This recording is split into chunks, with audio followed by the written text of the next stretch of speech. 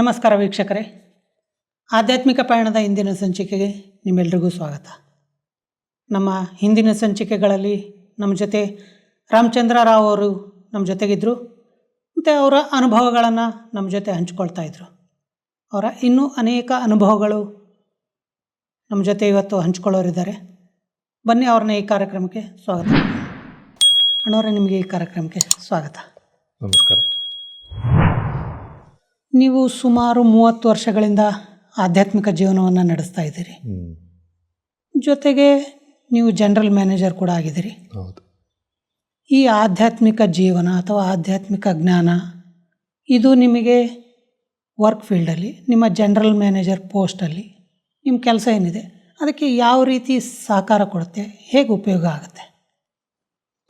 ಇದು ತುಂಬ ಒಳ್ಳೆಯ ಪ್ರಶ್ನೆ. ಯಾಕಂದರೆ ಅನೇಕರು ತಿಳ್ಕೊಂಡ್ಬಿಡ್ತಾರೆ, ಆಧ್ಯಾತ್ಮಿಕ ಜೀವಿಗಳಾಗೋದ್ರಿಂದ ಜವಾಬ್ದಾರಿಗಳಿಂದ ಪಲಾಯನವಾದಿಗಳಾಗ್ಬಿಡ್ತಾರೆ ಅಂಥೇಳಿ. ಅದಕ್ಕಿಂತ ಆಧ್ಯಾತ್ಮಿಕತೆ ನಮ್ಮ ಡೈಲಿ ಲೈಫ್ಗೆ ಏನು ಉಪಯೋಗ ಇಲ್ಲ, ಫೀಲ್ಡಲ್ಲಿ ಏನು ಉಪಯೋಗ ಇಲ್ಲ, ಅದಕ್ಕೂ ಇದಕ್ಕೂ ಸಂಬಂಧನೇ ಇಲ್ಲ ಅಂತ ಹೇಳುವಂಥ ಒಂದು ತಪ್ಪು ತಿಳುವಳಿಕೆ ಜನರಲ್ಲಿ ಇದೆ. ಹೌದು. ಆದರೆ ನಾನು ಇವತ್ತು ಹೇಳುವಂಥ ವಿಷಯಗಳು ನಿಮ್ಮ ಭ್ರಮೆಯನ್ನು ದೂರ ಮಾಡುತ್ತೆ. ಖಂಡಿತ. ಏಕೆಂದರೆ ನಾನು ಅರ್ಥ ಮಾಡ್ಕೊಂಡಿರೋ ಹಾಗೆ ಆಧ್ಯಾತ್ಮಿಕ ಜೀವನ ಏನಿದೆ ಇದು ನಮ್ಮ ಜೀವನವನ್ನು ಬಹಳ ಮೇಲ್ಮಟ್ಟಕ್ಕೆ ತಗೊಂಡೋಗುತ್ತೆ, ನಮ್ಮ ಜೀವನವನ್ನು ಸುಂದರ ಮಾಡುತ್ತೆ, ಹಾಗೆ ಜೀವನವನ್ನು ಸರಳನೂ ಕೂಡ ಮಾಡುತ್ತೆ. ಯಾವುದು ಇಂಗ್ಲೀಷ್ನಲ್ಲಿ ನಾವು ಹೇಳ್ತೀವಿ ಸಿಂಪಲ್ ಆ್ಯಂಡ್ ಸ್ಯಾಂಪಲ್ ಅಂತ ಹೇಳಿ. ಸೊ ಹಾಗಾಗಿ ನಾನಿವತ್ತು ಜನರಲ್ ಮ್ಯಾನೇಜರ್ ಆಗಿದ್ದೀನಿ ಒಂದು ಕಂಪ್ನಿನಲ್ಲಿ. ನಮಗೆ ಸಾಕಷ್ಟು ಜವಾಬ್ದಾರಿಗಳಿರುತ್ತೆ. ಒಂದು ವಿಶೇಷವಾಗಿ ನಮ್ಮ ಕೆಲಸ ಪೂರ್ಣವಾಗಿ ಟೆಕ್ನಿಕಲ್ ರಿಲೇಟೆಡ್ ಆಗಿರೋದ್ರಿಂದ ನಾನು ಮಾಡುವಂತಹ ಕೆಲಸದಲ್ಲಿ ಪೂರ್ಣ ಒಂದು ಇನ್ವಾಲ್ವ್ಮೆಂಟ್ ಬೇಕಾಗತ್ತೆ. ಅದರಲ್ಲಿ ಏಕಾಗ್ರತೆ ತುಂಬ ಬೇಕಾಗತ್ತೆ ನಮಗೆ. ಈ ಎರಡು ವಿಷಯ ಆಧ್ಯಾತ್ಮಿಕ ಚಿಂತನೆಯಿಂದ, ಈ ಆಧ್ಯಾತ್ಮಿಕ ಜೀವನದಿಂದ ನನಗೆ ತುಂಬ ಜಾಸ್ತಿ ಆಗಿದೆ. ಹಾಗಾಗಿ ನಾನು ಒಂದು ಕೆಲಸದಲ್ಲಿ ಇನ್ವಾಲ್ವ್ ಆದರೆ ಅದನ್ನು ಪೂರ್ಣ ರೀತಿಯಲ್ಲಿ ಅದರ ಎಲ್ಲ ಭಾಗಗಳನ್ನು ನೋಡಿ ಒಂದು ಡಿಸಿಷನ್ ತಗೊಳ್ಳೋದಕ್ಕೆ ನನಗೆ ಇದು ಬಹಳ ಸಹಕಾರಿಯಾಗಿದೆ. ಯಾಕೆಂದರೆ ಯಾವುದೇ ಒಂದು ಟೆಕ್ನಿಕಲ್ ಡಿಸಿಷನ್ ತಗೊಳ್ಳುವಾಗ ನಾವು ಅದರ ಅನೇಕ ಆಯಾಮಗಳನ್ನು ನೋಡಿ, ಅದರ ಒಳಿತು ಕೆಡಕುಗಳನ್ನೆಲ್ಲ ನೋಡಿ, ಅಡ್ವಾಂಟೇಜಸ್, ಡಿಸ್ಅಡ್ವಾಂಟೇಜಸ್, ಪ್ರಾಸ್ ಆ್ಯಂಡ್ ಕಾನ್ಸ್ ಅಂತ ಹೇಳ್ತೀವಿ ಇಂಗ್ಲೀಷ್ನಲ್ಲಿ, ಅದನ್ನೆಲ್ಲ ನೋಡಿ ಅದು ಕಾರ್ಯಸಾಧುವೆ, ಅದನ್ನು ಪ್ರಾಕ್ಟಿಕಲ್ ತರೋದಕ್ಕೆ ಸಾಧ್ಯನಾ, ಅದನ್ನೆಲ್ಲ ವಿಚಾರ ಮಾಡಿ ಬೇರೆಯವರ ವ್ಯೂಸನ್ನು ತಗೊಂಡು ಒಂದು ಡಿಸಿಷನನ್ನು ನಾವು ಕೊಡಬೇಕಾಗತ್ತೆ. ಸೊ ಹಾಗಾಗಿ ಈ ಡಿಸಿಷನ್ ಮೇಕಿಂಗ್ ಏನಿದೆ ಇದಕ್ಕೆ ನನಗೆ ಈ ಆಧ್ಯಾತ್ಮಿಕ ಚಿಂತನೆಗಳು ಬಹಳ ಉಪಯೋಗ ಆಗಿದೆ. ಬಿಫೋರ್ ಮೇಕಿಂಗ್ ಡಿಸಿಷನ್ಸ್ ಈ ಎಲ್ಲವನ್ನು ಪರಿಪೂರ್ಣ ರೀತಿಯಲ್ಲಿ ಪ್ಯಾರಲಲ್ ಆಗಿ ಚಿಂತನೆ ಮಾಡಿ ಒಂದು ಕನ್ಕ್ಲೂಷನ್ಗೆ ಬರಲಿಕ್ಕೆ ಸಾಧ್ಯವಾಗ್ತಾ ಇದೆ ನನಗೆ ಈ ಆಧ್ಯಾತ್ಮಿಕ ಒಂದು ಚಿಂತನೆಯಿಂದ. ಇದು ಒಂದು ಭಾಗ. ಎರಡನೇದು, ಕಂಪ್ನಿಗಳಲ್ಲೆಲ್ಲ ವರ್ಕ್ ಮಾಡುವಾಗ ನಾವು ಜನರ ಜೊತೆಗೆ ಕೆಲಸ ಮಾಡ್ತೀವಿ. ನಾನು ಒಂಟಿಯಾಗಿ ಬಹಳ ಚೆನ್ನಾಗಿ ಕೆಲಸ ಮಾಡಬಲ್ಲೆ, ಸೂಪರ್ ಡೂಪರ್ ಅಂತ ಹೇಳ್ತೀವಿ ಇಂಗ್ಲೀಷ್ನಲ್ಲಿ. ಆದರೆ ಎಲ್ಲರ ಜೊತೆ 10 ಜನರ ಜೊತೆಗೆ ಕೆಲಸ ಮಾಡುವಾಗ ನಾವು ಅವರ ವ್ಯೂಸನ್ನು ತಗೋಬೇಕಾಗತ್ತೆ, ಅವರಿಗೆ ರೆಸ್ಪೆಕ್ಟನ್ನು, ಅವ್ರ ವ್ಯೂಸಿಗೆ ರೆಸ್ಪೆಕ್ಟನ್ನು ಕೊಡಬೇಕಾಗತ್ತೆ. ಕೇವಲ ನಾನೇ ಸರಿ, ನನಗೆ 32 ವರ್ಷಗಳ ಅನುಭವ ಇದೆ, ನಾನು ಹೇಳಿದಾಗೆ ನೀವು ಕೇಳಬೇಕು ಅನ್ನುವಂಥ ಮಾತು ನಡೆಯೋದಿಲ್ಲ. ಹಾಗಾಗಿ ಅವರು ಸೀನಿಯರ್ಸ್ ಇರ್ಬೋದು, ಜೂನಿಯರ್ಸ್ ಇರ್ಬೋದು, ಎಲ್ಲರ ಜೊತೆಗೆ ನಾನು ಹೊಂದಿಕೊಂಡು ಕೆಲಸ ಮಾಡೋದಕ್ಕೆ ನನಗೆ ಇದು ಬಹಳ ಉಪಯೋಗ ಆಗಿದೆ. ಯಾಕೆಂದರೆ ಆಧ್ಯಾತ್ಮಿಕತೆ ಏನು ಹೇಳುತ್ತೆಪ್ಪ ಅಂತ ಹೇಳಿದರೆ, ಪ್ರತಿಯೊಬ್ಬರಲ್ಲೂ ಸ್ಪೆಷಾಲಿಟೀಸ್ ಇದೆ. ನಾನು 32 ವರ್ಷಗಳ ಅನುಭವದಲ್ಲಿ ಗೊತ್ತಿಲ್ಲದೆ ಇರುವಂಥ ವಿಷಯವನ್ನು 1 ವರ್ಷದ ವ್ಯಕ್ತಿ ಅದನ್ನು ಹೇಳಲಿಕ್ಕೆ ಸಾಧ್ಯತೆ ಇದೆ. ಯಾಕೆಂದರೆ ಪ್ರತಿಯೊಬ್ಬರಲ್ಲೂ ಬೇರೆ ಬೇರೆಯಾದಂತಹ ಅನುಭವಗಳು ಇರುತ್ತೆ. ಸೊ ಹಾಗಾಗಿ ಎಲ್ಲರ ಒಂದು ವ್ಯೂಸಿಗೆ ರೆಸ್ಪೆಕ್ಟನ್ನು ಕೊಟ್ಟು ಅವರ ಮಾತನ್ನು ಆಲಿಸಿ ತದನಂತರದಲ್ಲಿ ನಾವು ಒಂದು ಏನು ತಗೊಳ್ತೀವಿ ಅದಕ್ಕೆ ಎಲ್ಲರಿಗೂ ಗೌರವವನ್ನು ಕೊಟ್ಟು ಎಲ್ಲರಿಗೂ ಜೊತೆಗೆ ಹೊಂದಿಸಿಕೊಂಡು ಕೆಲಸ ಮಾಡಬೇಕಲ್ಲ. ಟೀಮ್ ಸ್ಪಿರಿಟ್ ಅಂತ ಹೇಳ್ತೀವಿ, ಟೀಮ್ ಸ್ಪಿರಿಟ್. ಆ ಟೀಮ್ ಸ್ಪಿರಿಟನ್ನು ನಾನು ಚೆನ್ನಾಗಿ ಮೇಂಟೈನ್ ಮಾಡಿದ್ದೀನಿ. ಇನ್ನೊಂದು, ಟೀಮಲ್ಲಿ ವರ್ಕ್ ಮಾಡ್ತಾ ಇರಬೇಕಾದ್ರೆ ಕಮ್ಯುನಿಕೇಷನ್ ತುಂಬ ಇಂಪಾರ್ಟೆಂಟ್. ತುಂಬ ಇಂಪಾರ್ಟೆಂಟ್. ನಾವು ಏನು ಹೇಳ್ತೀವಿ ನಮಗೆ ಅರ್ಥ ಆಗಿರುತ್ತೆ, ಆದರೆ ಅದನ್ನು ಅವ್ರಿಗೆ ಅರ್ಥ ಮಾಡಿಸೋದು ತುಂಬ ಇಷ್ಟ, ಇಂಪಾರ್ಟೆಂಟ್ ಅದು. ಯಾಕಂದ್ರೆ ನಾವೇನು ಅರ್ಥ ಮಾಡ್ಕೊಂಡಿದ್ವಿ ಅದನ್ನು ಅವ್ರಿಗೆ ಅರ್ಥ ಮಾಡಿಸೋದಿದೆಯಲ್ಲ, ಆ ಕಮ್ಯುನಿಕೇಷನ್ ಅದು ತುಂಬ ಇಂಪಾರ್ಟೆಂಟ್ ಆಗಿರುತ್ತೆ. ನೀವು ಇದು ಬಹಳ ಒಳ್ಳೆಯ ಮಾತನ್ನು ನನಗೆ ನೆನಪು ತರಿಸಿದ್ರಿ. ಇದರಲ್ಲಿ ನನಗೆ ತುಂಬ ಹೋಲ್ಡ್ ಇದೆ ಅಂತೇಳಿ ಅನಿಸುತ್ತೆ. ನಾನು ಕೂಡ ಕಂಪ್ನಿನಲ್ಲಿ ಬೇರೆ ಬೇರೆ ಥರ ಟ್ರೈನಿಂಗ್ಗಳನ್ನು ಕೂಡ ತಗೊಳ್ತೀನಿ, ಹಾಗೆ ಹೊರಗಡೆ ಕಂಪ್ನಿಗಳಿಗೂ ಟ್ರೈನಿಂಗನ್ನು ಕೊಡ್ತೀನಿ ನಾನು. ಸೊ ಈ ಸಂದರ್ಭದಲ್ಲಿ ಈ ಕಮ್ಯುನಿಕೇಷನ್ ಇದೆ, ನಾನು ಏನು ಅರ್ಥ ಮಾಡ್ಕೊಂಡಿದ್ದೀನಿ ಅವ್ರ ಲೆವೆಲ್ಲಿಗೆ ಇಳಿದು ಅವರ ಭಾಷೆನಲ್ಲಿ ನಾವು ಹೇಳ್ತೀವಲ್ಲ, ಅದು ಕೂಡ ಕಮ್ಯುನಿಕೇಷನ್ ಕೂಡ ನನಗೆ ಸ್ಕಿಲ್ಲು ಕೂಡ ಇದರಿಂದ ಡೆವಲಪ್ ಆಗಿದೆ ಅಂಥೇಳಿ ನಾನು ಹೇಳಬಲ್ಲೆ. ಅದನ್ನು ಗೊತ್ತಿರೋದನ್ನು ತುಂಬ ಚೆನ್ನಾಗಿ ಅರ್ಥ ಮಾಡಿಕೊಂಡು ಕಾನ್ಫಿಡೆಂಟಾಗಿ ಹೇಳಬೇಕಲ್ಲ, ಅದು ಈ ಒಂದು ಇದರಿಂದ. ಕಾನ್ಫಿಡೆಂಟ್ ಅನ್ನೋದಕ್ಕಿಂತ ನಾವು ಅರ್ಥ ಮಾಡ್ಕೊಂಡಿದ್ದೀವಿ ಸರಿ, ಆದರೆ ಅರ್ಥ ಮಾಡಿಸುವಂಥ ಅದು ಕೂಡ ಒಂದು ಕಲೆ ಕಲೆ ಕಲೆ ಕಲೆ ಕಲೆ ಎಲ್ರಿಗೂ ಬರೋದಿಲ್ಲ. ಅವರಿಗೆ ಅರ್ಥವಾಗಿದೆಯಾ, ನಿನಗೆ ಏನಾದರೂ ಪ್ರಶ್ನೆಗಳಿದೆಯಾ ಅಂಥೇಳಿ ಪುನಃ ಕೇಳಿ. ಮತ್ತು ಇನ್ನೊಂದು ಏನಪ್ಪ ಅಂತ ಹೇಳಿದರೆ, ಇದು ಒಂದು ಶಿಕ್ಷಣ, ಆಧ್ಯಾತ್ಮಿಕ ಶಿಕ್ಷಣ, ಇದು ಟ್ರೈನಿಂಗ್. ಸೊ ಹಾಗೆಯೇ ನಾವು ಬೇರೆಯವರಿಗೆ ಹೊಸೊಬ್ಬರು ಬರ್ತಾರೆ ನಮ್ಮ ಕಂಪ್ನಿನಲ್ಲಿ, ಅವರಿಗೆ ನಾವು ಟ್ರೈನಿಂಗ್ ಕೊಡಬೇಕಾಗತ್ತೆ. ಆ ಟ್ರೈನಿಂಗ್ ಕೊಡುವಂಥ ಸ್ಕಿಲ್ಲು ಕೂಡ ನನಗೆ ಇದರಿಂದ ಡೆವಲಪ್ ಆಗಿದೆ ಅಂಥೇಳಿ ನಾನು ಹೇಳಬಲ್ಲೆ. ಇನ್ನು ಮೂರನೇದಾಗಿ ಪ್ರಾಬ್ಲಮ್ ಸಾಲ್ವಿಂಗ್. ನಮ್ಮಲ್ಲೂ ಕೂಡ ಸಾಕಷ್ಟು ಒಂದು ಟೆಕ್ನಿಕಲ್ ರಿಲೇಟೆಡ್ ಸಮಸ್ಯೆಗಳು ಬರುತ್ತೆ, ಎರಡನೇದು ಹ್ಯೂಮನ್ ರಿಲೇಟೆಡ್ ಸಮಸ್ಯೆಗಳು ಕೂಡ ಬರುತ್ತೆ. ಟೆಕ್ನಿಕಲ್ ಸಮಸ್ಯೆಯನ್ನು ಬಗೆಹರಿಸಲಿಕ್ಕೆ ನಾವು ಅದರ ಎಲ್ಲ ಸಂಪೂರ್ಣ ಡೆಪ್ತ್ ನಾಲೆಜಿಂದ ಅಂಡರ್ಸ್ಟ್ಯಾಂಡಿಂಗ್ ಮಾಡಿಕೊಂಡು ನಾವು ಅದನ್ನು ಇಂಪ್ಲಿಮೆಂಟ್ ಮಾಡಬಹುದಾ, ಮಾಡಿದರೆ ಏನು ಇದು ಅಂಥೇಳಿ ಅದರಲ್ಲೆಲ್ಲ ನಾವು ನೋಡಿ ಅದರ 10 ಹಳೆಯ ಅನುಭವಗಳ ಆಧಾರದ ಮೇಲೆ ನಾವು ಡಿಸಿಷನ್ ಮಾಡಬೇಕಾಗತ್ತೆ. ನನಗೆ ಒಂದು ಬಹಳ ಅಡ್ವಾಂಟೇಜ್ ಏನಪ್ಪ ಅಂತ ಹೇಳಿದರೆ, ನನಗೆ ಮೆಮೊರಿ ಕೆಪಾಸಿಟಿ ಜಾಸ್ತಿ ಆಗಿದೆ ಅಂಥೇಳಿ ಇದರಿಂದ ನನಗೆ ಅನಿಸುತ್ತೆ. ನಾನು 32 ವರ್ಷದ ಹಿಂದೆ ಏನು ಕಂಪ್ನಿನಲ್ಲಿ ಮಾಡಿದ್ದೆ ಅದು ಕೂಡ ನನಗೆ ಇವತ್ತು ನೆನಪಿದೆ. ಆ ಸಮಯದಲ್ಲಿ ಹೇಗೆ ನಾವು ಡಿಸಿಷನ್ ಮಾಡಿದ್ವಿ, ಏನೇನೆಲ್ಲ ಇಂಪ್ಲಿಮೆಂಟ್ ಮಾಡಿದ್ವಿ, ಅದರಿಂದ ಯಾವ ರೀತಿ ಉಪಯೋಗ ಆಗಿದೆ, ಕಸ್ಟಮರಿಗೆ ಯಾವ ಥರ ಉಪಯೋಗ ಆಗಿದೆ, ನಮ್ಮ ಪ್ರಾಸೆಸ್ಸಿಗೆ ಯಾವ ಥರ ಉಪಯೋಗ ಆಗಿದೆ, ಅದರದ್ದೆಲ್ಲ ನನಗೆ ಎಲ್ಲ almost everything is in the behind my mind. ಆ ಬೇಸಿಸ್ ಮೇಲೆ ನಾವು ಡಿಸಿಷನ್ ಮಾಡೋದ್ರಿಂದ ಡಿಸಿಷನ್ ಈಸಿ ಆಗುತ್ತೆ ನಮಗೆ. ಈ ಮೆಮೊರಿ ಕೆಪಾಸಿಟಿನೂ ಕೂಡ ನನಗೆ ಭಾಳಷ್ಟು ಚೆನ್ನಾಗಿ ಅದು ಡೆವಲಪ್ ಆಗಿದೆ ಅಂಥೇಳಿ ನನಗೆ ಅನಿಸುತ್ತೆ. ಇದು ಒಂದು technical related problem solving. Problems ಇದ್ದೇ ಇರುತ್ತೆ, ಆದರೆ ಒಂದು ಬಹಳ ಮುಖ್ಯವಾಗಿರೋ ವಿಷಯ ಏನಪ್ಪ ಅಂತ ಹೇಳಿದರೆ, ಪ್ರಾಬ್ಲಮ್ಗಳಂತೂ ಬರುತ್ತೆ, ಆದರೆ ನಾವು ಸೊಲ್ಯೂಷನ್ ಓರಿಯೆಂಟೆಡ್ ಆಗಿ ಚಿಂತನೆ ಮಾಡಿದಾಗ ನಮ್ಮಲ್ಲಿ ಆಟೋಮೆಟಿಕಲಿ ಅದಕ್ಕೆ ಉತ್ತರನೂ ಕೂಡ ಸಿಗುತ್ತೆ. ಹೇಳ್ತಾರಲ್ಲ, ಉತ್ತರ ಇಲ್ಲದೆ ಯಾವ ಸಮಸ್ಯೆಗಳು ಕೂಡ ಇರೋದಿಲ್ಲ ಅಂಥೇಳಿ. ಸೊ ಅನೇಕ ಬಾರಿ ನಾವೇನು ಮಾಡ್ತೀವಿ, ಸಮಸ್ಯೆಯೇ ದೊಡ್ಡದು ಮಾಡಿಕೊಂಡು ಈ ಥರ ಆಗೋಗ್ಬಿಟ್ಟಿದೆ, ಇದು ಹೇಗೆ ಮಾಡೋದು ಅಂಥೇಳಿ ಒಂದು ಸ್ವಲ್ಪ ಗಡಿಬಿಡಿ ಆಗ್ಬಿಡ್ತೀವಿ, ಗಾಬರಿ ಆಗ್ತೀವಿ. ಆದರೆ ಸಮಸ್ಯೆ ಬಂದಾಗ ಗಾಬರಿ ಆಗದೇನೆ ಅದಕ್ಕೆ ನಮ್ಮ ಅನುಭವದ ಆಧಾರದ ಮೇಲೆ ಬೇಕಿದ್ದರೆ ಬೇರೆಯವರ ವ್ಯೂಸನ್ನು ತೊಗೊಂಡು ನಾವು ನಾನು ಸೊಲ್ಯೂಷನ್ ಕಂಡುಹಿಡಿಬೇಕು ಅನ್ನುವಂಥ ಸೊಲ್ಯೂಷನ್ ಓರಿಯೆಂಟೆಡ್ ಆಗಿ ಥಿಂಕ್ ಮಾಡಿದಾಗ ನಮಗೆ ಸೊಲ್ಯೂಷನ್ನು ಆಟೋಮೆಟಿಕಲಿ ಸಿಗತ್ತೆ. ಆವಾಗ ಸಮಸ್ಯೆ ದೊಡ್ಡದು ಅಂತೇಳಿ ಅನಿಸೋದಿಲ್ಲ. ಇಲ್ಲಾಂದರೆ ಸಮಸ್ಯೆ ಬಂದಾಗ ಟೆನ್ಷನ್ ಆಗುತ್ತೆ, ಗಾಬರಿ ಆಗ್ತೀವಿ, ನಮ್ಮ ಎಫಿಷಿಯನ್ಸಿ ಡೌನ್ ಆಗುತ್ತೆ. ಸೊ ಹಾಗಾಗಿ ಈ ಥರ ವಿಚಾರಗಳಿಂದ ನನ್ನ ಒಂದು ವರ್ಕ್ ಎಫಿಷಿಯನ್ಸಿ ಏನಿದೆ, ಕಾರ್ಯಕ್ಷಮತೆ ಅಂತ ಏನು ಹೇಳ್ತೀವಿ, ಅದು ಕೂಡ ಸಾಕಷ್ಟು ಪ್ರಮಾಣದಲ್ಲಿ ಡೆವಲಪ್ ಆಗಿದೆ. ನಾವು ಉದಾಹರಣೆಗೆ 9 ಗಂಟೆಗೆ ನಾವು ಆಫೀಸಿಗೆ ಹೋಗ್ತೀವಿ. ಈಗ ಇವತ್ತಿನ ಸಮಯದಲ್ಲಿ ನಾವು 6 ಗಂಟೆ 6:30ವರೆಗೂ ಕೆಲಸ ಮಾಡ್ತೀವಿ. ಇವತ್ತಿನ ಕಂಪ್ನಿನಲ್ಲಿ ಏನು ಎಕ್ಸ್ಪೆಕ್ಟ್ ಮಾಡ್ತಾರೆ ಅಂದರೆ, ಇವನು ಎಷ್ಟು ಎನರ್ಜೆಟಿಕ್ ಆಗಿದ್ದಾನೆ, ಇವನ ವರ್ಕ್ ಎಫಿಷಿಯನ್ಸಿ ಏನಿದೆ, ಅದರ ಆಧಾರದ ಮೇಲೆ ನಮಗೆ ಪ್ರಮೋಷನ್ ಆಗಲಿ ಇನ್ಕ್ರಿಮೆಂಟ್ ಆಗಲಿ ಸಿಗುತ್ತೆ. ಸೊ ಹಾಗಾಗಿ ಈ ರೀತಿಯ ಆಧ್ಯಾತ್ಮಿಕ ಇದರಿಂದ ವ್ಯರ್ಥ ಅನ್ನುವಂಥದ್ದು ಏನು ಹೇಳ್ತೀವಿ, ವೇಸ್ಟ್, ನಾವು ಇವತ್ತು ನೋಡ್ತೀವಿ, ವೇಸ್ಟ್ ಅನ್ನುವಂಥದ್ದು ನಮ್ಮ ಜೀವನದಲ್ಲಿ ಇಲ್ಲವೇ ಇಲ್ಲ. ನಾವೇನು ಮಾಡ್ತೀವಿ, ನಾವು ಪ್ರತಿಯೊಂದನ್ನು ಕೂಡ ಇದು ಕನ್ಸ್ಟ್ರಕ್ಟಿವ್ ಆಗಿರಬೇಕು, ನಾನೇನಾದರೂ ರಿಸಲ್ಟ್ ಕೊಡಬೇಕು ಅನ್ನುವಂಥ ಒಂದು ಮನೋಭಾವನೆ ನಮ್ಮಲ್ಲಿರುತ್ತೆ. ಹಾಗಾಗಿ ನಾವು ಸೊಲ್ಯೂಷನ್ ಓರಿಯೆಂಟೆಡ್ ಇಟ್ಕೊಂಡು ಕೆಲಸ ಮಾಡ್ತೀವಿ. ಹಾಗಾಗಿ ಆಟೋಮೆಟಿಕಲಿ ನಮ್ಮ ಕಾರ್ಯದಕ್ಷತೆ, ಎಫಿಷಿಯನ್ಸಿ ಅನ್ನುವಂಥದ್ದು ಆಟೋಮೆಟಿಕಲಿ ಇಂಪ್ರೂವ್ ಆಗಿದೆ. ಸೊ ಇದು ಒಂದು. ಆಮೇಲೆ ನಾನು ಹೇಳಿದೆ ಹ್ಯೂಮನ್ ರಿಲೇಟೆಡ್ ಸಮಸ್ಯೆಗಳು ಅಂತ ಹೇಳ್ತಾ ಇದ್ದೆ ನಾನು. ಈಗ 10 ಜನ, ಉದಾಹರಣೆಗೆ ನಮ್ಮ ಡಿಪಾರ್ಟ್ಮೆಂಟಲ್ಲೇ ನಾವು ಇವತ್ತೊಂದು 50 ಜನ ಇದ್ದೀವಿ. ಒಬ್ಬೊಬ್ಬರದ್ದು ನೇಚರು ಒಂದೊಂದು ಥರ ಇರುತ್ತೆ, ಇಬ್ಬರು ಒಂದೇ ಥರ ಇರೋಕ್ಕೆ ಸಾಧ್ಯ ಇಲ್ಲ. ಹಾಗಾಗಿ ಭಿನ್ನಾಭಿಪ್ರಾಯಗಳು ಬರೋದು ಸಹಜ.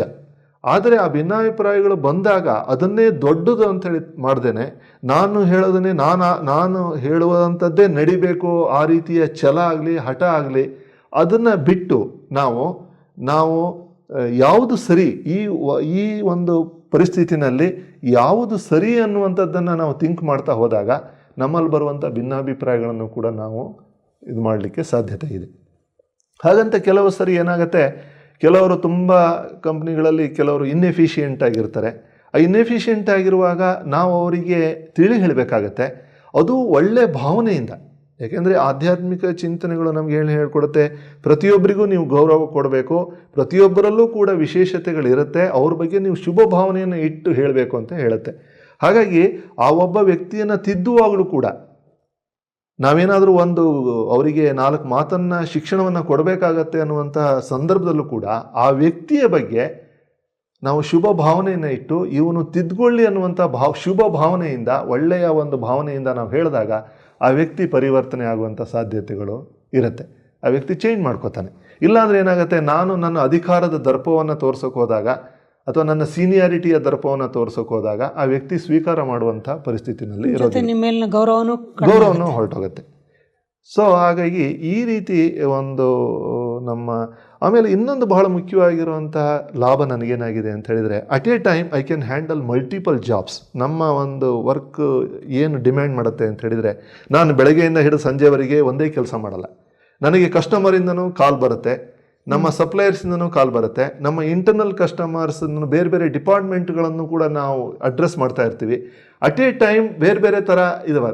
ಸ್ವಿಚ್ ಓವರ್ ಏನಿದೆ, ಒಂದು ಇಂದ ಇನ್ನೊಂದು ಸ್ವಿಚ್ ಓವರಿಗೆ ಸಡನ್ ಸ್ವಿಚ್ ಓವರ್ ಮಾಡೋದಕ್ಕೆ ಸಾಧ್ಯವಾಗುತ್ತೆ. ಈಗ ಕಸ್ಟಮರ್ ಏನೋ ಕಾಲ್ ಮಾಡಿ ಏನೋ ಒಂದು ವಿಷಯವನ್ನು ಹೇಳಿರ್ತಾನೆ, ಅದು ಆಗಿ 2 ನಿಮಿಷದಲ್ಲೇ ಇನ್ನೊಂದು ಪ್ರಾಬ್ಲಮನ್ನು ತೊಗೊಂಬರ್ತಾನೆ. ಅವನಿಗೂ ನಾನು ಅದರಿಂದ ಕಂಪ್ಲೀಟ್ ಡಿಟ್ಯಾಚ್ ಆಗಿ ನಾನು ಇವನಿಗೆ ಅಡ್ರೆಸ್ ಮಾಡೋದಕ್ಕೆ, ಇವನ ಸಮಸ್ಯೆಯನ್ನು ಅರ್ಥ ಮಾಡ್ಕೊಳ್ಳೋದಕ್ಕೆ ಅಥವಾ ಈ ಒಂದು ಟೆಕ್ನಿಕಲ್ ಸಮಸ್ಯೆಯನ್ನು ಅರ್ಥ ಮಾಡ್ಕೊಳ್ಳೋದಕ್ಕೆ ನನಗೆ ಸಾಧ್ಯವಾಗುತ್ತೆ. Immediate switch over. ಹಾಗಾಗಿ ಇನ್ ಎ ಡೇ ನಮಗೆ ಒಂದು 20-30 ಥರ ನಾವು ಮಲ್ಟಿಪಲ್ ಏರಿಯಾಗಳಲ್ಲಿ ಹ್ಯಾಂಡ್ಲ್ ಮಾಡ್ತಾ ಇರ್ತೀವಿ. ಸೊ ಹಾಗಾಗಿ ಜನರು ಕೂಡ ಅವರ ಸಮಸ್ಯೆಗಳನ್ನು ತರ್ತಾರೆ, ಇನ್ನೊಂದೊಬ್ಬನು ಟೆಕ್ನಿಕಲ್ ಸಮಸ್ಯೆಯನ್ನು ತರ್ತಾನೆ. ಈ ರೀತಿ ನಮ್ಮ ಒಂದು ಮಲ್ಟಿಪಲ್ ಟಾಸ್ಕಿಂಗ್ ಅಂತ ಹೇಳ್ತೀವಿ ಇಂಗ್ಲೀಷ್ನಲ್ಲಿ, ಮಲ್ಟಿಪಲ್ ಟಾಸ್ಕಿಂಗ್ ಮಾಡೋದಕ್ಕೆ ನನಗೆ ಸಾಧ್ಯವಾಗಿದೆ. ಅದ್ರ ಜೊತೆಗೆ ಇನ್ನೊಂದು ಮಾತನ್ನು ನಾನು ಇಲ್ಲಿ ಹೇಳ್ಬಿಡ್ತೀನಿ, ನಾನು ಬೆಳಗ್ಗೆ ಯಾವ ಎನರ್ಜಿ ಲೆವೆಲಲ್ಲಿ ಹೋಗಿರ್ತೀನೋ ಅದೇ ಎನರ್ಜಿ ಲೆವೆಲ್ ನಮ್ಮದು ಸಂಜೆನೂ ಕೂಡ ಇರುತ್ತೆ. ಹಾಗಂತ ನಾನೀಗ 9 ಗಂಟೆ ಕೆಲಸ ಮಾಡಿಬಿಟ್ಟೆ ನನಗೆ ಸುಸ್ತಾಗೋಯ್ತು ಅಂತ ಹೇಳೋ ಅನುಭವ ನಮ್ಮ ಜೀವನದಲ್ಲಿ ಇಲ್ಲ. ಪುನಃ ನಾವು 6 ಗಂಟೆ 6:30 ಬಂದ ಮೇಲೂ ಕೂಡ ನಾವು ಬೇರೆ ರೀತಿಯಲ್ಲಿ ನಮ್ಮನ್ನು ನಾವು ತೊಡಸ್ಕೊಳ್ಳೋದಕ್ಕೆ ನನಗೆ ಎನರ್ಜಿ ಇರುತ್ತೆ. ಯಾಕೆ ಅಂತ ಹೇಳಿದರೆ, ಎನರ್ಜಿ ಡ್ರೈನ್ ಆಗದೇ ಇರುವ ಹಾಗೆ ಮಧ್ಯದಲ್ಲಿ ನಾವು ನಮ್ಮ ಒಂದು ಈ ಕಮಿಂಗ್ ಬ್ಯಾಕ್ ಟು ಡಿಟ್ಯಾಚಿಂಗ್ ಫ್ರಮ್ ಇದು ಕೂಡ ಮಾಡ್ತಾ ಇರ್ತೀವಿ. ಸೊ ಹಾಗಾಗಿ ಎನರ್ಜಿ ಲೆವೆಲ್ ಬೆಳಗ್ಗೆಯಿಂದ ಹಿಡಿದು ಸಂಜೆವರೆಗೂ ಮೇಂಟೈನ್ ಮಾಡ್ಕೋಬೇಕಲ್ಲ, ಅದು ಇದರಿಂದ ಆಧ್ಯಾತ್ಮಿಕ ಒಂದು ಸಾಧನೆಯಿಂದ ನಮಗೆ ಸಾಧ್ಯವಾಗಿದೆ. ನೀವು ಟೆಕ್ನಿಕಲ್ ಪ್ರಾಬ್ಲಮ್ಸ್ ಬರುತ್ತೆ ಅಂತ ಹೇಳಿದ್ರಿ, ಹ್ಯೂಮನ್ ರಿಲೇಟೆಡ್ ಪ್ರಾಬ್ಲಮ್ಸ್ ಬರುತ್ತೆ ಅದನ್ನು ಹೇಳಿದ್ರಿ. ಹೌದು.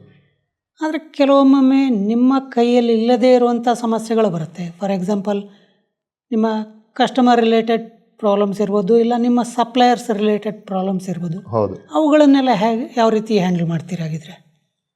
ಅಲ್ಲಿ ನಾವು ಸಾಮಾನ್ಯವಾಗಿ ನಾನು ಹ್ಯಾಂಡಲ್ ಮಾಡುವಂಥದ್ದು ಟೆಕ್ನಿಕಲ್ ರಿಲೇಟೆಡ್ ಪ್ರಾಬ್ಲಮ್ಸು.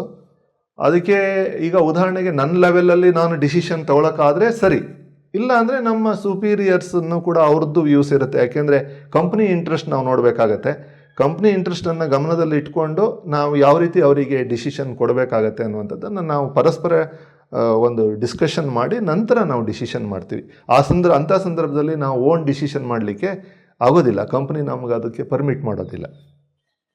ನೀವು ಹೇಳಿದ್ರಿ ನಿಮ್ಮ ಎನರ್ಜಿ ಲೆವೆಲ್ ಬೆಳಗ್ಗೆಯಿಂದ ಸಂಜೆವರೆಗೂ ಒಂದೇ ರೀತಿ ಇರುತ್ತೆ ಅಂತ. ಹಾಗಿದ್ರೆ ಈ ಪೂರ್ತಿ ನಿಮ್ಮ ಏನು ಕೆಲಸ ಕಾರ್ಯ ಇರುತ್ತೆ ನಿಮ್ಮ ಕಂಪ್ನಿಯಲ್ಲಿ, ಮಧ್ಯದಲ್ಲೂ ಸಹ ನೀವು ಈ ಸ್ಪಿರಿಚುಯಾಲಿಟಿ ಅಥವಾ ಧ್ಯಾನ, ಯೋಗ ಇವುಗಳನ್ನು ಮಾಡ್ತೀರಾ? ಅಂದರೆ ನಾವೇನು ಮಾಡ್ತೀವಿ ಅಂತ ಹೇಳಿದರೆ, ಈಗ ಉದಾಹರಣೆಗೆ ನೀರನ್ನು ಕುಡಿತೀವಿ ನಾವು. ಬೆಳಗ್ಗೆ 2 ಬಾರಿ, ಮಧ್ಯಾಹ್ನ 2 ಬಾರಿ ನೀರು ಕುಡಿತೀವಿ. ಆ ನೀರು ಕುಡಿಯೋ ಸಮಯದಲ್ಲಿ ಒಂದು 10 ಸೆಕೆಂಡ್ ಇರ್ಬೋದು ಅಥವಾ ಒಂದು 30 ಸೆಕೆಂಡ್ ಇರ್ಬೋದು, ನಾವು ಭಗವಂತನನ್ನು ಧ್ಯಾನ ಮಾಡ್ತೀವಿ. ಭಗವಂತನನ್ನು ಧ್ಯಾನ ಮಾಡಿ ನೀರು ಕುಡಿದಾಗ ಏನಾಗುತ್ತೆ, ಆ ನೀರಿಗೆ ಎಕ್ಸ್ಟ್ರಾ ಎನರ್ಜಿ ಸಿಗುತ್ತೆ. ಅದು ನನ್ನ ದೇಹದಲ್ಲಿ ಹೋದಾಗ ನನಗೆ ಎನರ್ಜಿ ಸಿಗುತ್ತೆ. ಇದು ಒಂದು. ಎರಡನೇದು, ಊಟ ಅಂತೂ ಮಾಡ್ತೀವಿ. ಮಧ್ಯಾಹ್ನ ಊಟ ಮಾಡುವಾಗ ಅಟ್ಲೀಸ್ಟ್ ಒಂದು 2 ನಿಮಿಷ ನಾವು ಭಗವಂತನನ್ನು ಧ್ಯಾನ ಮಾಡಿ ಆ ಊಟದ ಪೂರ್ಣ ಲಾಭವನ್ನು ಪಡ್ಕೊಳ್ಳೋದಕ್ಕೆ ಆ ಊಟಕ್ಕೂ ಕೂಡ ನಾವು ಭಗವಂತನ ಶಕ್ತಿಯನ್ನು ತುಂಬಿ ನಾವು ಊಟ ಮಾಡ್ತೀವಿ. ಸೊ ಹೀಗೆ ನಾವು ಕಾರ್ಯಕ್ಷೇತ್ರದಲ್ಲೂ ಕೂಡ ಮಧ್ಯದಲ್ಲಿ ಇದು ಇಂಟರ್ಮಿಟೆಂಟ್ ಚಾರ್ಜಿಂಗ್ ಅಂತ ಹೇಳ್ತೀವಿ ನಾವು. ಸೊ ಈ ಥರ ಚಾರ್ಜಿಂಗ್ ಮಾಡ್ಕೊಳ್ಳೋದ್ರಿಂದ ನಮ್ಮ ಎನರ್ಜಿ ಲೆವೆಲನ್ನು ನಾವು ಮೇಂಟೈನ್ ಮಾಡೋದಕ್ಕೆ ಸಾಧ್ಯವಾಗುತ್ತೆ. ಯಾವಾಗ ಉದಾಹರಣೆಗೆ ಇನ್ನೊಂದು, ನಾವೆಲ್ಲರೂ ಕೂಡ ಟಾಯ್ಲೆಟಿಗೆ ಹೋಗ್ತೀವಿ. ಟಾಯ್ಲೆಟಿಗೆ ಹೋಗುವಾಗಲೂ ಕೂಡ ನೀವು 1 ನಿಮಿಷ 2 ನಿಮಿಷ 3 ನಿಮಿಷ ಆ ಸಮಯದಲ್ಲೂ ಕೂಡ ನಾವು ಭಗವಂತನನ್ನು ಧ್ಯಾನ ಮಾಡ್ತೀವಿ. ಇದು ಏನಾಗುತ್ತೆ, ಕೆಲವೊಂದು ವಿಷಯಗಳಿಂದ ಡಿಟ್ಯಾಚ್ ಆಗೋದಕ್ಕೂ ನಿಮಗೆ ಸಹಾಯ ಮಾಡುತ್ತೆ. ಇನ್ನೊಂದು ನಾನು ಎನರ್ಜಿಯನ್ನು ತುಂಬಿಕೊಳ್ಳೋದಕ್ಕೂ ಕೂಡ ಸಹಾಯ ಮಾಡುತ್ತೆ. ಸೊ ಈ ರೀತಿ ಈ ಎರಡರ ಒಂದು ಸಮತೋಲನವನ್ನು ನಾವು ಮಾಡಿಕೊಂಡು ನಮ್ಮ ಎನರ್ಜಿ ಲೆವೆಲನ್ನು ನಾವು ಮೇಂಟೈನ್ ಮಾಡ್ತಾ ಇರ್ತೀವಿ. ನೀವು ಹೇಳಿದ್ರಿ ನೀರು ಕುಡಿತಾ ಊಟ ಮಾಡೋದಕ್ಕೂ ನೀವು ಹೇಳಿದ್ರಿ ನೀರು ಕುಡಿತಾ ಧ್ಯಾನ ಮಾಡೋದು, ಭಗವಂತನ ನೆನಪು ಮಾಡೋದು. ಊಟಕ್ಕಿಂತ ಮುಂಚೆ ಭಗವಂತನ ಧ್ಯಾನ ಮಾಡೋದು ನಮ್ಮ ಭಾರತೀಯ ಸಂಸ್ಕೃತಿಯಲ್ಲಿ ಪುರಾತನ ಕಾಲದಿಂದನೂ ಇದೆ. ಅದನ್ನು ಈ ನಡುವೆ ನಾವು ಪಾಶ್ಚಿಮಾತ್ಯ ಲೈಫ್ ಸ್ಟೈಲಿಂದ ಅದನ್ನು ಮರಿತಾ ಇದ್ದೀವಿ. ಆದರೆ ಆವಾಗ ಮಾತ್ರ ನೀವು ಭಗವಂತನ ಧ್ಯಾನ ಮಾಡಿ, ನಿಮ್ಮ ವರ್ಕ್ನಲ್ಲಿ ಮತ್ತೆ ಬ್ಯುಸಿ ಆದಾಗ ಆವಾಗ ಭಗವಂತನ ಧ್ಯಾನ ಅಥವಾ ನೀವು ಮೆಡಿಟೇಷನ್ ಇಲ್ಲದೇ ವರ್ಕ್ ಹೇಗೆ ಮಾಡ್ತೀರಿ? ಆ ಥರ ಮಾಡಿದರೆ ನಿಮ್ಮ ವರ್ಕಲ್ಲಿ ಕ್ವಾಲಿಟಿ ಬರುತ್ತಾ? ಇಲ್ಲ, ಈಗ ನೋಡಿ, ನಮ್ಮ ವರ್ಕ್ ಅಂತ ಹೇಳಿದರೆ ನಮ್ಮದು ಅದರಲ್ಲಿ ಪೂರ್ಣ ನಾವು ಇನ್ವಾಲ್ವ್ ಆಗಬೇಕಾಗತ್ತೆ. ಯಾಕೆಂದರೆ ನಮ್ಮದು ಬುದ್ಧಿಯ ಕೆಲಸ. ಇಲ್ಲಿ ನಾವು ಒಬ್ಬ ಇಂಜಿನಿಯರ್ ಅಂತ ಹೇಳಿದರೆ ಇದು ನಾವು ಮಾಡುವಂಥದ್ದು ಪೂರ್ಣ ಎಲ್ಲ ಬುದ್ಧಿನಲ್ಲೇ ಇರುತ್ತೆ. ಯಾವಾಗ ನಮ್ಮ ಬುದ್ಧಿ ಬೇರೆ ಇದರಲ್ಲಿ ಇನ್ವಾಲ್ವ್ ಆಗುತ್ತೆ, ಆವಾಗ ನಾನು ಭಗವಂತನನ್ನು ಧ್ಯಾನ ಮಾಡೋಕ್ಕಾಗೋದಿಲ್ಲ. ಆ ಕೆಲಸವನ್ನು ಶುರು ಮಾಡುವಾಗ ಮತ್ತು ಎಂಡ್ ಮಾಡಿದಾಗ ನಾನು ಭಗವಂತನನ್ನು ಧ್ಯಾನ ಮಾಡೋದಕ್ಕೆ ಸಾಧ್ಯತೆ ಇದೆ, ನಾವು ಮಾಡ್ತೀವಿ. ಆದರೆ ಆ ಕೆಲಸ ಮಾಡ್ತಾ ಇರುವಾಗ ನಾವು ಪೂರ್ಣ ಅದರಲ್ಲೇ, ಕೆಲವೊಂದು ಸರಿ ಏನಾಗುತ್ತೆ 2 hours 3 hours ನಾವು ಅದರಲ್ಲೇ ಕಂಪ್ಲೀಟ್ ಇನ್ವಾಲ್ವ್ ಆಗಿಬಿಟ್ಟಿರ್ತೀವಿ. ಈ ಉದಾಹರಣೆ ನಿಮ್ಗೆ ಹೇಳಬೇಕು ಅಂತ ಹೇಳಿದರೆ, ನಾವು ಕಂಪ್ನಿಗೆ ಕೆಲಸಕ್ಕೆ ಹೋದಾಗ ನಮಗೆ ಕೆಲವೊಂದು ಸರಿ ಏನಾಗುತ್ತೆ, ಹೊರಗಡೆ ಒಂದು ಪ್ರಪಂಚ ಇದೆ ಅನ್ನುವಂಥದ್ದನ್ನೇ ಮರ್ತಿರ್ತೀವಿ ನಾವು. ಅಷ್ಟು ನಾವು ಅದರಲ್ಲಿ ಇನ್ವಾಲ್ವ್ ಆಗಿಬಿಟ್ಟಿರ್ತೀವಿ. ಸೊ ಏನಪ್ಪ ಅಂದರೆ ಇದರಿಂದನೇ ನಮಗೆ ರಿಸಲ್ಟ್ ಸಿಗತ್ತೆ. ಆದರೆ ಸ್ಟಾರ್ಟಿಂಗಲ್ಲಿ ಮತ್ತು ಎಂಡಿಂಗ್ನಲ್ಲಿ ಭಗವಂತನನ್ನು ಧ್ಯಾನ ಮಾಡುವಾಗ, ಉದಾಹರಣೆಗೆ ಮೀಟಿಂಗ್ ಅಂತ ಇಟ್ಕೊಳ್ಳಿ. ಮಧ್ಯೆ ಮೀಟಿಂಗಲ್ಲಿ ಕೂತ್ಕೊಂಡಿರ್ತೀವಿ.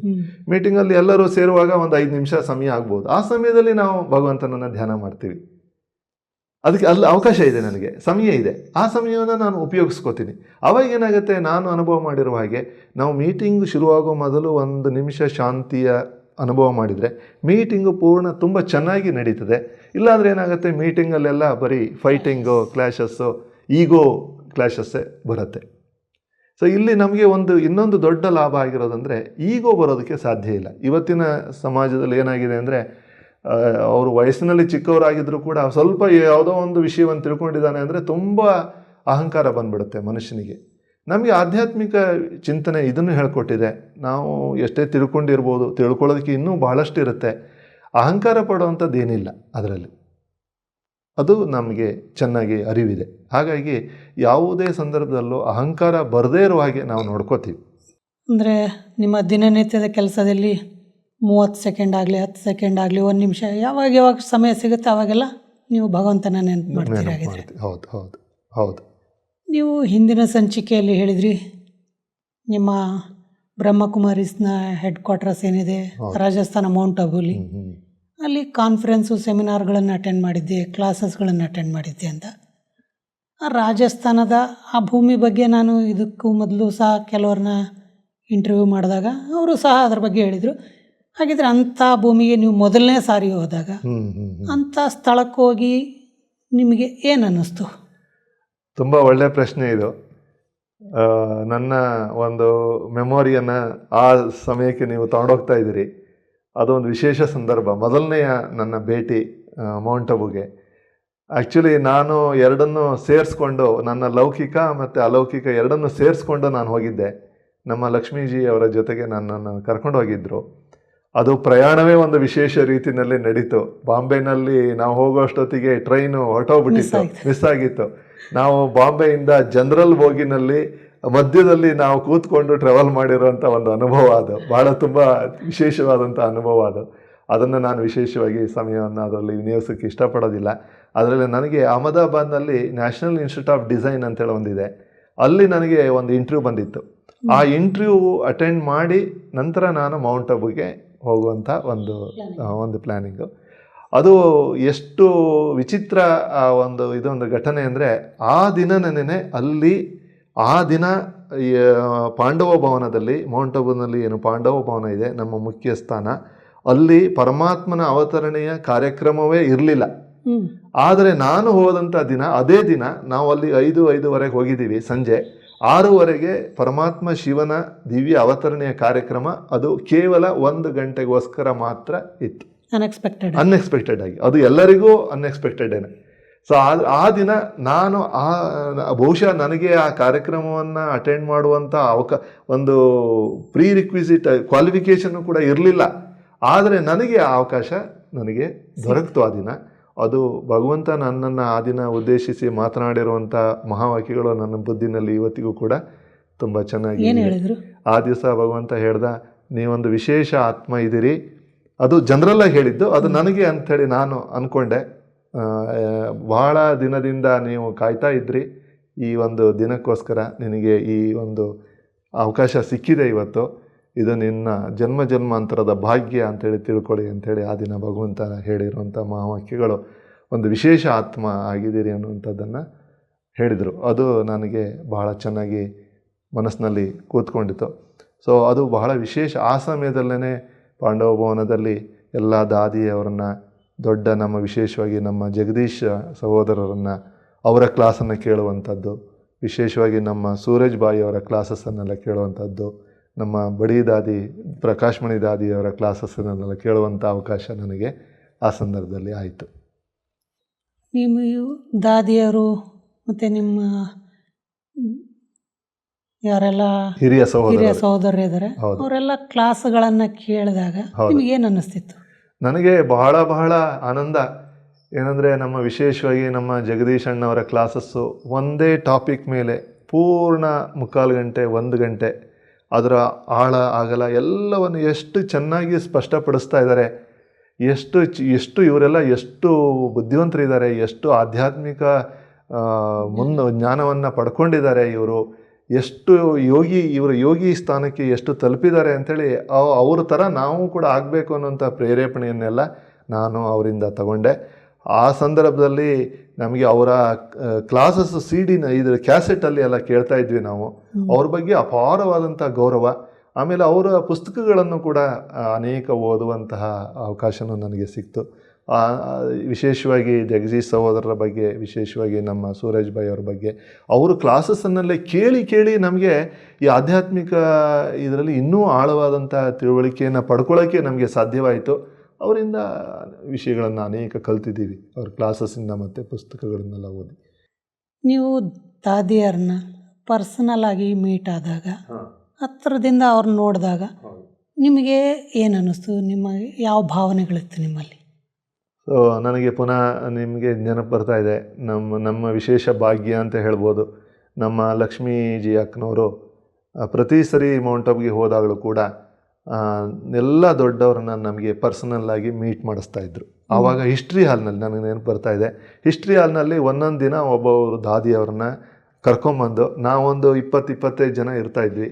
ಅವರು ಸೋಫಾದ ಮೇಲೆ ಕೂತ್ಕೋತಾ ಇದ್ರು, ನಾವೆಲ್ಲ ಕೆಳಗಡೆ ಕೂತ್ಕೋತಾ ಇದ್ವಿ. ಆ ಒಂದು ದೃಷ್ಟಿ, ಅವರಿಂದ ದೃಷ್ಟಿಯನ್ನು ತಗೊಳ್ಳೋದು, ಅವರು ಒಂದು 10 ನಿಮಿಷ ಮಾತಾಡೋರು, ಆಮೇಲೆ ಟೋಲಿ ಎಲ್ಲ ಕೊಡೋರು, ನಮ್ಮನ್ನೆಲ್ಲ ಪರ್ಸನಲ್ಲಾಗಿ ವಿಚಾರಿಸ್ಕೊಳ್ಳೋರು.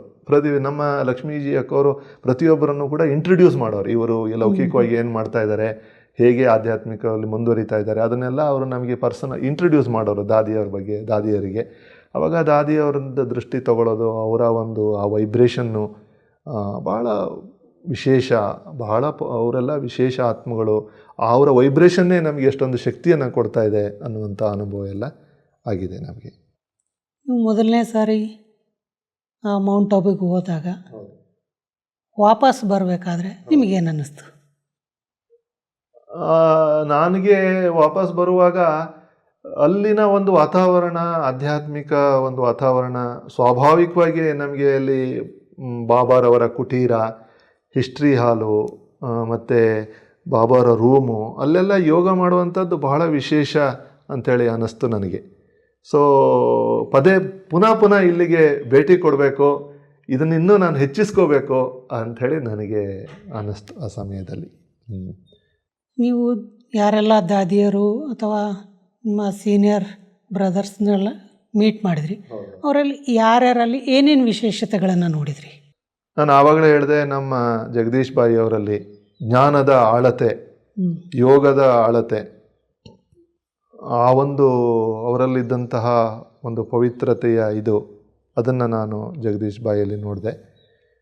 ಸೊ ಎರಡನೇದಾಗಿ ನಮ್ಮ ಪ್ರಕಾಶ್ಮಣಿ ದಾದಿಯವರಲ್ಲಿರುವಂಥ ಒಂದು ಎನರ್ಜಿ, ಎಷ್ಟು ಅವರು ಅಷ್ಟು ದೊಡ್ಡ ಸಂಸ್ಥೆಯ ದೊಡ್ಡ ಜವಾಬ್ದಾರಿಯನ್ನು ವಹಿಸ್ಕೊಂಡಿದ್ರು ಕೂಡ ಆ ಕ್ಲಾಸಲ್ಲಿ ಅವರು ಎಂಟ್ರಿ ಆಗ್ತಿದ್ದಾಗೇ, ಮುರಳಿ ಕ್ಲಾಸಿಗೆ ಎಂಟ್ರಿ ಆಗ್ತಾ ಇದ್ದಾಗೇ ಇಡೀ ಕ್ಲಾಸೇನೇ ಒಂಥರ ಎನರ್ಜಿ ಬಂದಾಗೆ, ಅವರಲ್ಲಿರುವಂತಹ ಒಂದು ಹುಮ್ಮಸ್ಸು, ಉಲ್ಲಾಸ, ಆಮೇಲೆ ಅವರು ವ್ಯಕ್ತಪಡಿಸಿದಂಥ ಸೇವೆಯ ಬಗ್ಗೆ ದೊಡ್ಡ ದೊಡ್ಡ ವಿಚಾರಗಳು, ಬಾಬು ಅವರು ನನಗೆ ಅಮೃತ ವೇಳೆಯಲ್ಲಿ ಈ ಥರ ಪ್ರೇರೇಪಣೆಯನ್ನು ಕೊಟ್ಟರು ಅದೆಲ್ಲ ಹೇಳುವಂಥದ್ದು, ಅದೆಲ್ಲ ಬಹಳ ಅವರಲ್ಲಿ ಇಡೀ ಸಂಸ್ಥೆಯನ್ನು ಇಷ್ಟು ಒಬ್ಬ ಹೆಣ್ಣು ಮಗಳು ನಡೆಸ್ತಾ ಇದ್ದಾರಲ್ಲ, ಎಷ್ಟು ವಿಶೇಷ ಇವರೆಲ್ಲ ಅಂಥೇಳಿ ನನಗೆ ಅವ್ರ ಬಗ್ಗೆ ಎಲ್ಲ ಪ್ರತಿಯೊಬ್ಬರ ಬಗ್ಗೆನೂ ಕೂಡ ನನಗೆ. ಆಮೇಲೆ ಗುಲ್ಜಾರ್ ದಾದಿ ಅವರ ಒಂದು ಇನ್ನೋಸೆನ್ಸು, ಎಷ್ಟು ಇನ್ನೋಸೆಂಟ್ ಆಗಿದ್ದಾರೆ, ಎಷ್ಟು ಇದಾಗಿದ್ದಾರೆ ಅಂತೇಳಿ ಅನ್ನಿಸ್ತು. ದಾದಿ ಜಾನಕಿಜಿಯವರ ಆ ಜ್ಞಾನದ ಯಾವ ಅವ್ರು ಹರಿತಾ ಇದ್ದರೆ ಅದು ಅದಕ್ಕೆ ಇದೇ ಇಲ್ಲ, ನಾನ್ ಸ್ಟಾಪ್ ಅನ್ನುವಂಥದ್ದು. ಅದು ಎಲ್ಲೆಲ್ಲಿಂದನೂ ಆ ರೈಮಿಂಗ್ಸ್ ವರ್ಡ್ಸ್ನೆಲ್ಲ ತಂದು ಜೋಡಣೆ ಮಾಡ್ತಾರೆ, ಇಂಗ್ಲೀಷನ್ನು ಕಲ್ತ್ಕೊಂಡಿದ್ದಾರೆ. ಎಷ್ಟು ಇವರೆಲ್ಲ ಮಹಾನ್ ಆತ್ಮಗಳಿದ್ದಾರೆ ಅನ್ನುವಂಥದ್ದನ್ನೆಲ್ಲ ಭಾಳ ವಿಶೇಷ. ಒಬ್ಬೊಬ್ಬರ ಬಗ್ಗೆನೂ ಕೂಡ ತುಂಬ ಗೌರವದ ಭಾವನೆ ನನಗೆ ಬಂತು. ನೀವು ಹೇಳಿದ್ರಿ ಮೌಂಟ್ ಅಬುಲಿ ಅನೇಕ ಸೆಮಿನಾರ್ಗಳು ಮತ್ತು ಅನೇಕ ಕ್ಲಾಸಸ್ನೆಲ್ಲ ಅಟೆಂಡ್ ಮಾಡಿದ್ದೀರಿ ಅಂತ. ಅದೆಲ್ಲದ್ರ ಬಗ್ಗೆನೂ ನಾನು ತಿಳ್ಕೊಳ್ಳೋದಕ್ಕೆ ಇಷ್ಟಪಡ್ತೀನಿ. ಆದರೆ ಅದನ್ನೆಲ್ಲ ನಾನು ಮುಂದಿನ ಸಂಚಿಕೆಯಲ್ಲಿ ನಿಮ್ಮಿಂದ ತಿಳ್ಕೊಳ್ತೀನಿ. ನೀವು ನಿಮ್ಮ ಅಮೂಲ್ಯ ಸಮಯವನ್ನು ಕೊಟ್ಟು ನಮ್ಮ ವೀಕ್ಷಕರಿಗೆ ನಿಮ್ಮ ಅನುಭವಗಳನ್ನು ತಿಳಿಸಿದ್ದಕ್ಕೆ ನಿಮಗೆ ಭಾಳ ಭಾಳ ಧನ್ಯವಾದಗಳು. ಧನ್ಯವಾದ ಎಲ್ಲರಿಗೂ. ನೋಡಿದ್ರಲ್ಲ ವೀಕ್ಷಕರೇ, ಆಧ್ಯಾತ್ಮಿಕತೆ ನಮ್ಮ ನಿತ್ಯ ಜೀವನದಲ್ಲಿ ಹೇಗೆಲ್ಲ ಲಾಭದಾಯಕ ಅಂತ, ಅದರಲ್ಲೂ ಸಹ ನಮ್ಮ ವರ್ಕ್ ಫೀಲ್ಡ್ ಅಂತ ಏನು ಹೇಳ್ತೀವಿ, ನಮ್ಮ ಕೆಲಸದಲ್ಲಿ ಅದು ಏನೆಲ್ಲ ಲಾಭಗಳನ್ನು ಕೊಡುತ್ತೆ, ಹೇಗೆಲ್ಲ ಲಾಭಗಳನ್ನು ಕೊಡುತ್ತೆ, ನಮ್ಮಲ್ಲಿ ಏನೇನು ವಿಶೇಷತೆಗಳನ್ನು ತುಂಬುತ್ತೆ ಅನ್ನೋದನ್ನು ಎಷ್ಟು ವಿವರವಾಗಿ ಮನದಟ್ಟ ಆಗೋ ಹಾಗೆ ನಮಗೆ ರಾಮಚಂದ್ರಣ್ಣವರು ತಿಳಿಸ್ಕೊಟ್ರು. ಇನ್ನೂ ಅವರ ಅನೇಕ ಅನುಭವಗಳನ್ನು ತಿಳ್ಕೊಬೇಕಾಗಿದೆ. ಅದೆಲ್ಲವನ್ನು ನಾವು ಮುಂದಿನ ಸಂಚಿಕೆಯಲ್ಲಿ ತಿಳ್ಕೊಳ್ಳೋಣ. ಅಲ್ಲಿವರೆಗೂ ನಿಮ್ಮೆಲ್ಲರಿಗೂ ಧನ್ಯವಾದಗಳು.